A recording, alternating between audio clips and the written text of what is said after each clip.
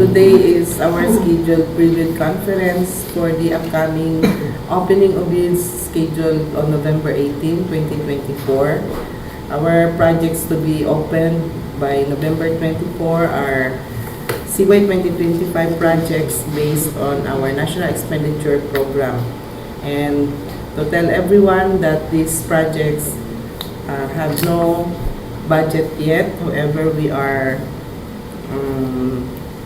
positive that this will be included in our General Appropriations Act or GAA by the year 2025. Before I proceed, I would like to acknowledge the presence of our back members here with me.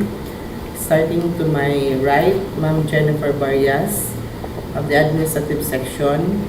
We also have here Engineer Romel Aristotel Barrias of the Maintenance Section. We also have here our Procurement Engineer, Engineer April Anticristo. Our Secretariat headed by Ma'am Fe Ramos. We also have here the Secretary, Ma'am Neka Tambagan, and the support staff from the IT, our very own Mr. Fahad. We also have here from the procurement, we have Ma'am Pichi Chato, and we also have the TWG represented by Engineer Vasquez. So I would like to give the basic contract data of the following projects that will be bid out by November 18. We have 6. First of which is the construction of flood control structure along PALIBGON River, Barangay BANTAC, MAGPET, North Cotabato. And this is construction of flood control structure from Station 1 plus 160 to Station 1 plus 813.87. And this has an approved budget for contract of 49 million pesos with a contract duration of 289 calendar days. Next is construction or completion of multipurpose building, Barangay GINATILAN, KIDAPAWAN City, with contract number of 25MC0064. And this is, of course, a completion of 2-story barangay hall with an approved budget for contract of 1,980,000 pesos to be completed within 30 calendar days, or it has a contract duration of 30 calendar days. The third project is 25MC0054. This is construction of and close completion of multipurpose building, Barangay Kalasuyan, Kidapawan City. The scope of work is a completion of 2-story barangay hall with an approved budget for contract of 1,980,000 pesos and also to be completed within 30 calendar days. The next project is 25MC0001. This is preventive maintenance of road, asphalt overlay along DAVAO-COTABATO Road, open close S00684MN. This is dual with chainage at 1421 to chainage 1486. The description of which is an asphalt overlay with correction. This is 50 mm thick with an approved budget for contract of 2,522,520 pesos to be completed within 49 calendar days. Another project is 25MC004. Excuse me. This is preventive maintenance of road, asphalt overlay along DAVAO-COTABATO Road, open close junction DIGOS, Cotabato section, kilometer 1616 plus 200 to kilometer 1617 plus 690. With a brief description of asphalt overlay with correction. This is 100 mm thick. Excuse me. And has an approved budget for contract of 115,182,400 pesos to be completed within 170 calendar days. Excuse me.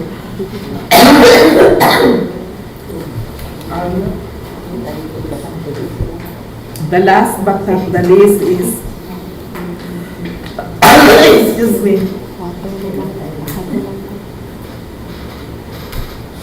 Excuse me na. So, this is preventive maintenance of road, asphalt overlay along PACO, ROXAS ARAKAN Valley Road, Junction BUKIDNON Road, kilometer 1626 plus 918 to kilometer 1628 plus 026. This is an asphalt overlay with 100 mm thick, no? With correction. And this has an approved budget for contract of 77,200,000 pesos with a contract duration of 150 calendar days. I'm sorry sa televiewers, no? Actually, I'm not good at this moment kasi may sore throat ako. Saka I'm coughing. But nonetheless, this has to proceed our activity this morning.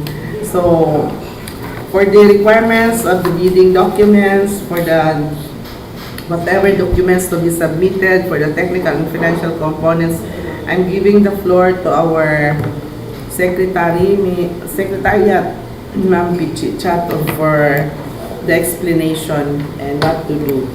Thank you. Good morning to everyone and to our viewers. For requirements of bidding documents, including instruction to bidders, general conditions of contract, special conditions of contract, for contract ID 25MC0024, cost of bidding documents is 25,000 pesos. For 25MC0064, 25MC0054, and 25MC001, the cost of bidding documents is 5,000 pesos. And for 25MC0004 and 25MC0009, the cost of bidding documents is 50,000 pesos. And the source of funds are all CY 2025 regular infrastructure. These contracts are to be procured under the Early Procurement Activities, or EPA. And these projects are all posted from October 26, 2024 to November 18, 2024 at PhilJEP's website, Conspicuous Place, and DPWH website. Next is Section 2, Instruction to Bidders. Eligible bidders, only bids of bidders found to be legally, technically, and financially capable will be evaluated. The bidder must have an experience of having completed a single largest completed contract, SLCC, that is similar to this project, equivalent to at least 50% of the ABC adjusted, if necessary, by the bidder to current prices using the PSA's CPI, except under conditions provided for in Section 23.4.2.4 of the 2016 revised IRR of RE 9184. Subcontracting is not allowed.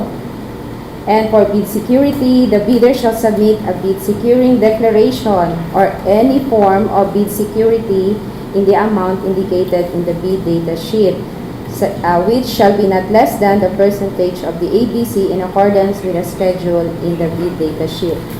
Okay. The amount of not less than 2% of ABC if bid security is in cash, cashier's, manager's check, bank draft guarantee, or irrevocable letter of credit.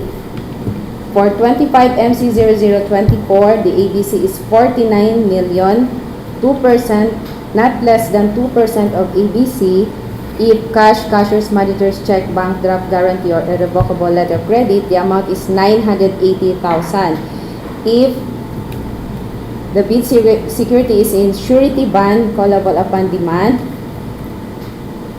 not less than 5% of the ABC, the amount is 2,450,000. For 25MC0064, ABC is 1,980,000. 2% of the ABC is 39,600 pesos. And for surety bond, 5% of the ABC is 99,000 pesos.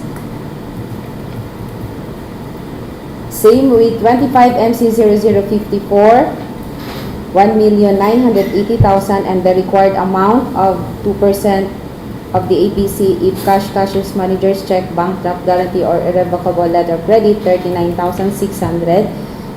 If surety bond, 5%, not less than 5% of the APC is 99,000 pesos. Next, for 25 MC0001, the APC is 2,522,520.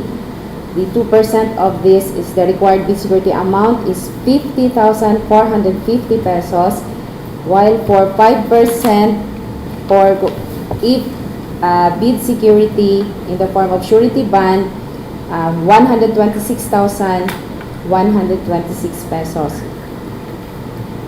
Next is 25 MC0004. The APC is 115,182,400 pesos. 2% required amount is 2,303,648 pesos.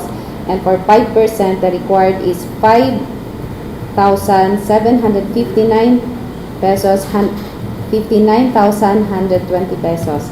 Last is the 25 MC0009.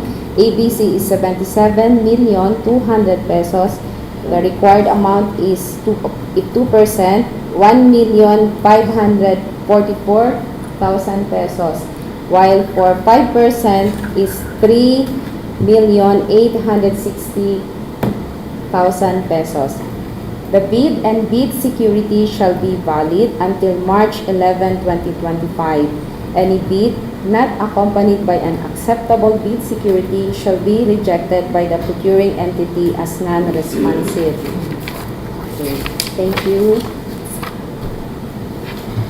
Okay, for the continuation of the other requirements, we have here the documents comprising the bid, the eligibility and technical components.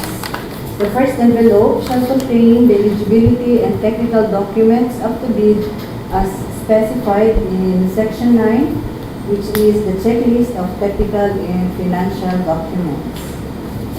For the documents to be submitted by the bidders, first, for the technical component of the bid, for Class A documents, we have the legal documents. 1. Valid certificate of PhilJEP's registration, the Platinum membership. The certificate of PhilJEP's registration shall be updated with the current and updated Class A eligibility documents covered by Section 8.5.2 of the 2016 revised IRR of RA 9184. Example, registration certificate, the mayor's or business permit, tax clearance, pickup license and registration, and the audited financial statements. The failure by the prospective bidder to update its certificate with the current and updated Class A eligibility document shall result in the automatic suspension of the validity of its certificate until such time that all of the expired Class A eligibility documents has been updated as per GPPB Resolution number 15-2021. The bidder can edit, update, and generate the updated certificate immediately.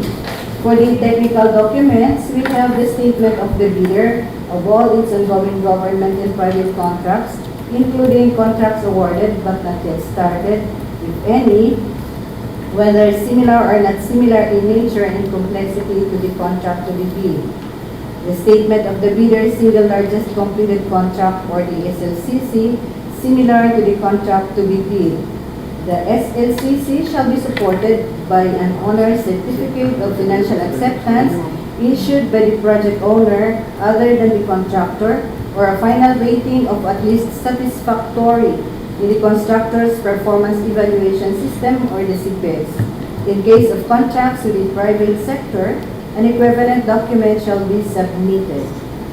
If joint venture with special pickup license and registration for the type and cost of the contract to be bid, if applicable. Original copy of bid security. If in the form of a surety bond, submit also a certification issued by the Insurance Commission or original copy of notarized bid securing declaration. The project requirements, which shall include the following: organizational chart for the contract to be bid, list of contractors' key personnel, example, the project manager, project engineers, materials engineers, and foremen, to be assigned to the contract to be bid to their complete qualification and experience data. These key personnel must meet the required minimum years of experience set in the bid data sheet or the DSITB clause 10.4 of Philippine bidding documents. Assign key personnel of the contractor that it is indicated under the bid data sheet of the bidding documents that he or she must be different person assigned in the contract to be bid and not the same person holding its key position. The PRC ID and tax ID of the key personnel must be updated in clear copy. List the contractor's major equipment units which are owned, leased, and or under purchase agreements supported by proof of ownership or certification of availability of equipment from the equipment lessor or vendor for the duration of the project as the case may be. It must meet the minimum requirements for the contract set in the bid data sheet, ITB clause 10.5 of Philippine bidding documents.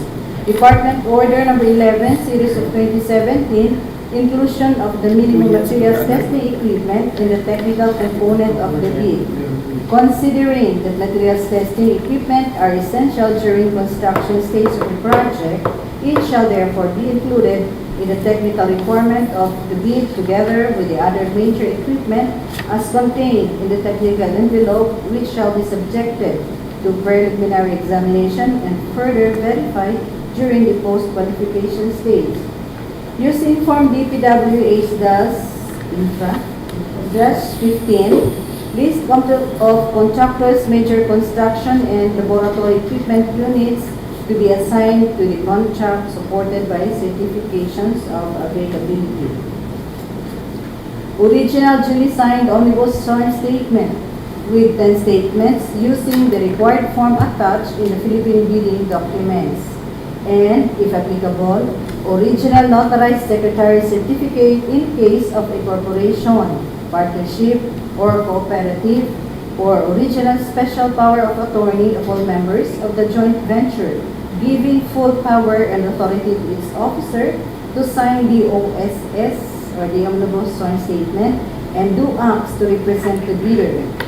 The certification as to key personnel, DO number 9 series of 2012. So those are for the financial documents, we have the bidder's net financial contracting capacity or the NFCC, computation and statement of total assets and liabilities.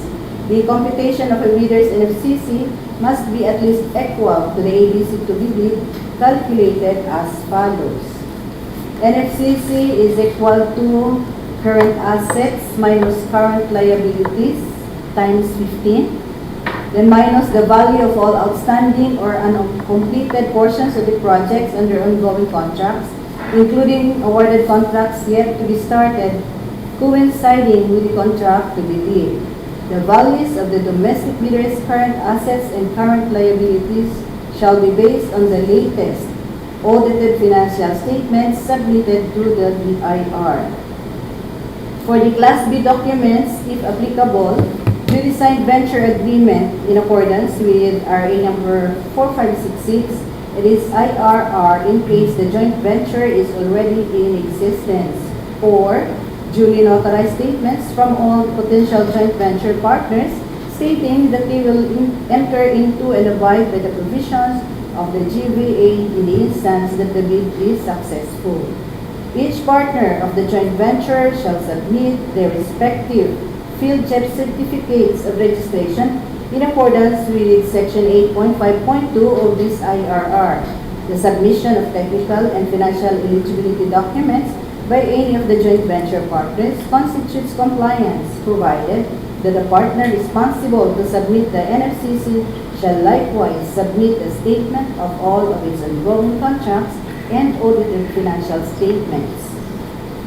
The documents comprising the bid financial component, the second bid envelope shall contain the financial documents for the bid as specified in Section 9, which is the checklist of technical and financial documents. 1. The original of duly signed and accomplished financial bid form. 2. Original of duly signed bid prices in the bid of quantities.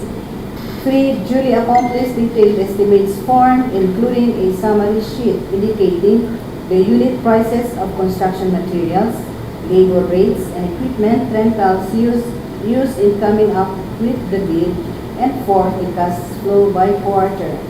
Any bid exceeding the ABC indicated in paragraph 1 of the invitation to bid shall not be accepted. We also have some reminders to the bidders. 1. If not enrolled in CWA or the Civil Works application, a valid Philippine Contractors Accreditation Board or the PICAB license and registration, statement of all ongoing government and private contracts, the single largest completed contract, the net financial contracting capacity computation and statement of total assets and liabilities, audited financial statement, and a joint venture with special pickup license and registration for the type and cost of the contract for this project and joint venture agreement if applicable. 2. If already enrolled in the CWA, eligibility documents to be updated if any. 3. GPPB Resolution number 16-2020 approving the circular on the guidelines in the preparation of the simplified bidding documents for goods and infrastructure projects and submission of the required forms for the procurement of goods, infrastructure projects, and consulting services with related amendments to the 2016 revised IRR of RA 9184. The required forms are already included in the bidding documents. The omnibus statement has 10 statements. DO 36 series of 2015 dated March 11, 2015, disclosure of ongoing contracts by prospective bidders for DPWH infrastructure contracts. The bidder shall use the form DPWH-J. This is a statement of all its ongoing and completed government and private contracts, including contracts awarded but not yet started, if any, whether or not similar in nature and complexity to the contract to be bid within the period provided in the bidding documents. Non-compliance with the provisions of this order shall make the concerned bidders liable to the penalties under Section 65.3 of RA 9184-IRR and to the administrative sanctions under Section 69 of RA 9184-IRR. DO number 28 series of 2024 dated February 26, 2024, 3-strike policy in the procurement of contracts for infrastructure, goods, and consulting services contracts. In order to establish a fair and transparent system for managing offenses committed by bidders in the procurement of infrastructure, goods, and consulting services projects through public bidding, the DPWH updated 3-strike policy. This policy is aimed at enforcing adherence to the procurement guidelines stipulated under Section 69.1.I of the 2016 Revised Implementing Rules and Regulations of Republic Act 9184. Under this policy, if a bidder commits 3 offenses or acts described as all other acts that tend to defeat the purpose of competitive bidding, they shall be subjected to an administrative penalty. These offenses or acts are further classified into 3 major categories as enumerated. 1. Withdrawal from the bidding process, submission of non-participation letter, or failure to submit a bid after purchasing the bid documents. However, the Bids and Awards Committee recognizes certain valid reasons for these actions.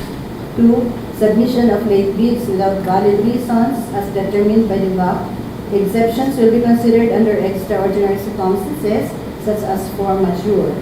It refers to the unexpected and unavoidable external events that impede or prevent a bidder from timely bid submission as defined in Article 1174 of the Philippine Civil Code. 3. Submission of patently insufficient bid. This refers to a bid that fails to include or comply with certain mandatory requirements. The determination of whether bidder committed such an offense may occur as outlined. A. During eligibility screening and or shortlisting. B. During bid evaluation. And C. During post-qualifications. Bidders are reminded to diligently review and scrutinize their documents to avoid any violations. For more details of this Department Order Number 28, Series of 2024, states right policy in the procurement of infrastructure, goods, and consulting services contracts. Department Order Number 87, Series of 2020, the electronic submission and receipt of bids for the procurement of civil works contract. Department Order Number 148, Series of 2024, the guidelines on the accreditation and assignment of contractors and consultants project engineers. Only accredited project engineers may be assigned to DPWH projects subject to the following limits of assignment for the regional offices and the district offices with the classification and the limits of assignment. For project engineer 2, 10 contracts located within the same region for simultaneous assignments but with an aggregate cost of 1.5 billion pesos. Project engineer 1, 10 contracts located within the same region for simultaneous assignments, each costing not more than 150 million pesos but with an aggregate cost of 1.1 billion pesos. For provisional project engineer, 10 contracts located within the same region for simultaneous assignments, each costing not more than 100 million pesos but with an aggregate cost of 500 million pesos.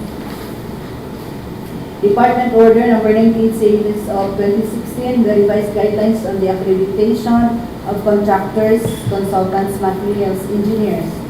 To ensure that only qualified and competent materials engineers will be assigned by contractors and consultants to DPWH projects despite the significant increase in the number of projects to be implemented by the department, these revised guidelines on the accreditation of contractors,